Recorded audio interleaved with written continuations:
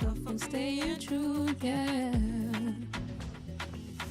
I could be powerful, beautiful, and unstoppable, yeah, that's who I am.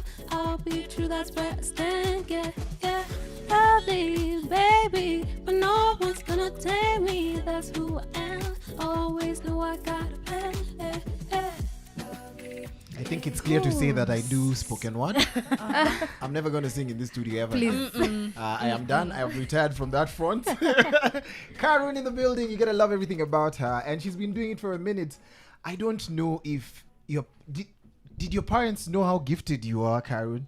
And I just want to know, because you've been at it for a minute, but did your parents go for a moment and realize that huyu ni kama kona nyota, like this one is gifted? I mean, my parents are talented in their own right, so I think it was just the right environment. Do they sing as well? Musically? My dad sings. He's very into music history and just like music knowledge and instrumentals and everything. My aunt sings. My mom's a fashion designer, so she was very like talented in that way.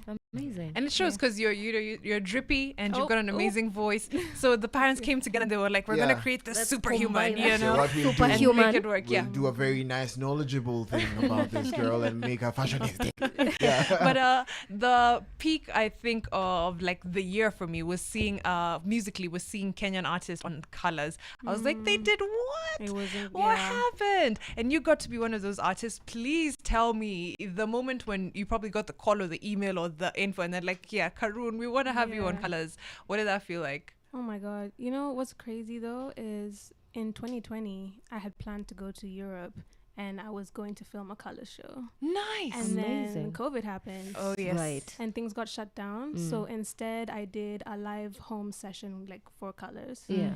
And so that was a bummer. And I kind of completely forgot about it. I was like, whatever. Yeah. Like everyone's It's on like Twitter. your mind almost moved on. Yeah. Everyone on Twitter is like, oh, we need Kenyan artists on Colors. Everyone's tagging me and, you know, like all like Maya and Xenia and all of us. And so we're like, yeah, one day. But they actually like this year did reach out by way of Spotify, which is really cool. We've got someone in there who's really rooting for Kenyan artists, and like shout out to her. I feel like I know who it is. But, Right? No, we need people like that. Absolutely. Like that's how Nigerians are like going crazy. Is they're just like rooting for their people. Right? Everywhere they go, they're the ambassadors. They're like, have you heard this person? Let me play you this song. This person on this show or here or whatever. So yeah, those are the opposite of gatekeepers. Yes. True. Yeah. So Gate openers. Yes. I don't know. So that was incredible. Yeah. I don't know. You've been a great artist since the beginning. But there is one thing that I've realized with people who become a sensation. 3-letter word, ego, is always, as soon as you meet them, it's like, hi, this is it's like a logo to them. Most recently, I just met you in a social gathering and I was like, I want to say hi to you. Yeah, I was like, I want to say hi to her, but I don't know if I'm going to meet Ego first because I had never done like a background check to see if someone knows you or can I go say hi to her. But when I talked to Karen, I was like, hi Karen, how are you? She was so kind. I was like, why didn't you speak the first minute? How do you stay humble? What?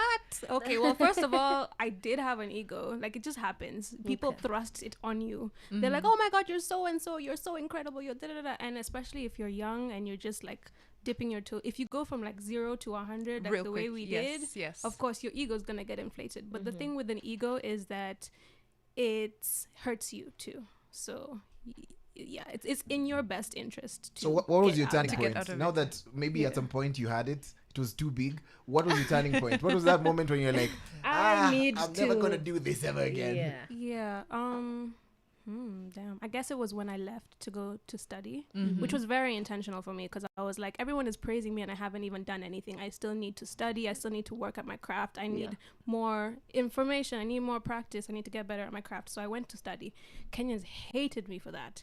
But they were mad. They were like, they were so mad, right? Yeah. I was like, guys, I have to do this for myself. Like, I know there's more than just this. Yeah. And so obviously now when I'm abroad and no one knows me and I'm just like in It's my just bubble, Karun, yeah. now that's when I got to No really miss, face, no, just Karun. I got you know? to face myself and be like, whoo, this is all the stuff that I thought I was that was thrust upon me that I know is not me. And it can be painful to like take all those layers off. But I was like, what do I really want? Who am I? What do I really sound like when I'm not trying to please other people. So that was like a whole process. It was crazy. And the self-work also shows in the music, to be honest, because you can hear the growth. We can hear not just musically and talent-wise, but also in Karun the person. So